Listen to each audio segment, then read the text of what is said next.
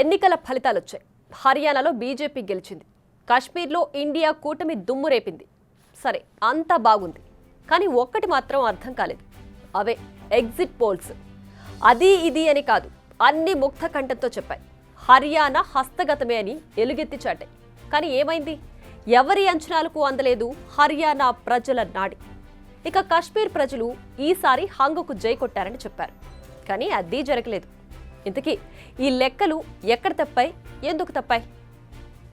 జవాన్, కిసాన్, పహిల్వాన్ మొన్నటి వరకు హర్యానాలో గట్టిగా వినిపించిన నినాదం ఇది. ఈ నినాదానికి ప్రజలు కనెక్ట్ అయిపోయారు.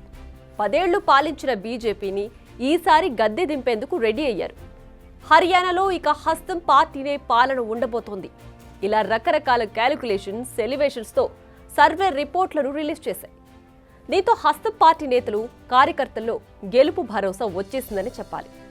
నిజానికి ఎన్నికల కౌంటింగ్ ప్రారంభమైన ఓ గంట వరకు ఈ సర్వేలన్నీ నిజమే అన్నట్లుగా దూసుకుపోయింది కాంగ్రెస్. దీంతో ముందుగానే తెచ్చిపెట్టుకున్న స్వీట్లను కూడా పంచడం ప్రారంభించేశారు. బట్ ఆ తర్వాత సీన్ మొత్తం మారిపోయింది. ఎంతలా అంటే ఎవ్వరూ ఊహించినంతగా. నిజానికి ఎగ్జిట్ పోల్స్ చెప్పిన పార్టీలే విజయం సాధించాలని రూలేం లేదు. కొన్నిసార్లు అంచనాలు తలకిందులవుతాయి. మొన్నటి మన తెలుగు రాష్ట్రాల ఎన్నికలను చూసాం కదా.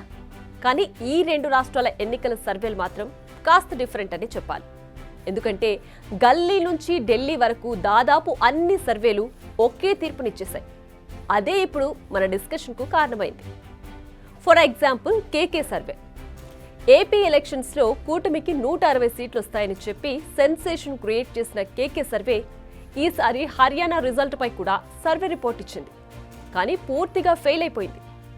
బీజేపీ అడ్రస్ గల్లంత అవుతుందని కొండేటి కిరణ్ బల్లగుద్ది మరీ చెప్పారు. కానీ ఆయన అంచనాలన్నీ తలకిందులయ్యాయి. ఇప్పటి వరకు తమ సర్వేలకు తిరుగులేదని చెప్పుకున్న ఆయన మరిప్పుడేం సమాధానం చెప్తారో చూడాలి. కేకేనే కాదు, చాలా ప్రతిష్టాత్మక సంస్థలు కూడా ఇలానే చెప్పాయి. Dainik Bhaskar, People's Pulse, NDTV, India Today, Republic Matrix, CNN ఇలా అన్ని సర్వేలు బీజేపీ 25 నుంచి 35 సీట్ల వద్ద ఆగిపోతుందని, కాంగ్రెస్ 50 సీట్ల వరకు సాధిస్తుందని తెలిపాయి. కానీ ఇవి రివర్స్ అయ్యాయి. బీజేపీ హ్యాట్రిక్ విక్టరీతో 3వ అధికారాన్ని చేపట్టబోతోంది. ఇది హర్యానా విషయం. ఇక జమ్మూ కాశ్మీర్ పరిస్థితి మరోలా ఉంది. జమ్మూ విషయంలో చాలా సర్వేలు హంగ్ తప్పదని చెప్పాయి. కాంగ్రెస్ పార్టీ, నేషనల్ కాన్ఫరెన్స్ పార్టీలు కూటమిగా, బీజేపీ, పీడీపీ వేర్వేరుగా పోటీ చేశాయి. అయితే దాదాపు అన్ని ఎగ్జిట్ పోల్స్ జమ్మూ కాశ్మీర్లో ఏ పార్టీకి స్పష్టమైన ఆధిక్యం రాదని, హంగ్ అసెంబ్లీ ఏర్పడే అవకాశాలు ఉన్నాయని చెప్పాయి. ఫరూక్ అబ్దుల్లా నేతృత్వంలోని నేషనల్ కాన్ఫరెన్స్ పార్టీ అత్యధిక స్థానాలను గెలుచుకున్నా మెజార్టీ మార్కులు మాత్రం అందుకోలేదని తేల్చి చెప్పాయి. కానీ అది కూడా జరగలేదు. ఇండియా కూటమి క్లియర్ కట్ మెజారిటీ సాధించింది. నేషనల్ కాన్ఫరెన్స్, కాంగ్రెస్ కూటమి స్పష్టమైన ఆధిక్యాన్ని సాధించింది. ఇప్పుడు 10 ఏళ్ల తరువాత జమ్మూ కాశ్మీర్లో ప్రజా ప్రభుత్వం ఏర్పాటు కాబోతోంది. సో సర్వే రిపోర్ట్లు ఎప్పుడూ పూర్తిగా నిజం కావని తేలిపోయింది. సార్వత్రిక ఎన్నికల సమయంలో కూడా ఇదే జరిగింది. బీజేపీ గ్రాండ్ విక్టరీ సాధించబోతోంది. ఇండియా కూటమి సీట్ల సంఖ్య 150 లోపలే అని చెప్పాయి. గతంలో కూడా చాలాసార్లు సర్వే సంస్థల లెక్కలు తప్పాయి. అయితే ఎగ్జిట్ పోల్స్ అయినా అబద్ధం చెప్పుండాలి, లేదంటే ఈ సంస్థలు ఇంటర్వ్యూ చేసిన ఓటర్లు అబద్ధం చెప్పుండాలి, లేదా ఎగ్జిట్ పోల్స్ పద్ధతుల్లో ఏదైనా లోపాలుండాలి, లేదంటే ఇలా జరిగే అవకాశం ఉండదు. అసలు ఎన్ని సర్వే సంస్థలు గ్రౌండ్ వర్క్ చేస్తున్నాయనేది ఇప్పుడు అసలు ప్రశ్న.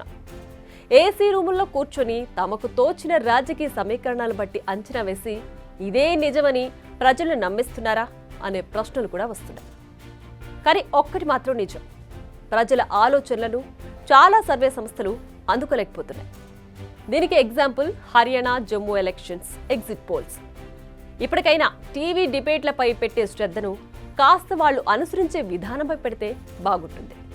మైక్ దొరకగానే రైమింగ్ డైలాగ్స్తో తాము చెప్పిందే కరెక్ట్ అనుకునేవారు చాలా మందే ఉన్నారు. నమ్మకపోతే ఉదయం తొలి గంట న్యూస్ డిబేట్స్ చూడండి, ఒకసారి మీకే అర్థమవుతుంది.